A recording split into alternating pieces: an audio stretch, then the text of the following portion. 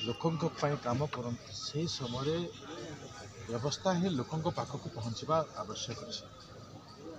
विगत दिन में समस्ते काम कर किंतु व्यवस्था व्यवस्था हिसाब से रोला।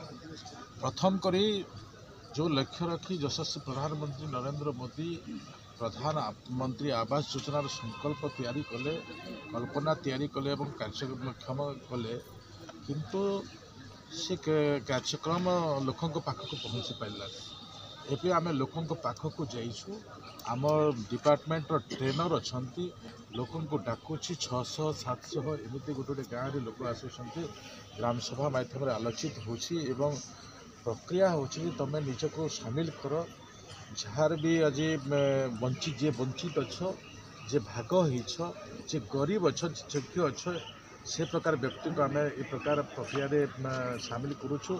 सबुठार बड़ कथा दिग दिन में छोट छोट विषय को नहीं से कटि जाते आक्रोशमूलक कटुले किसी राजनैतिक अभिसंधि देखिए कटि जाते ए विषय को आम संपूर्ण भाव में ओह आम चाहूँ जे ओडिशार लोक जी गरीब अच्छे से निश्चित भाव में ए योजन अंतर्भुक्त हो।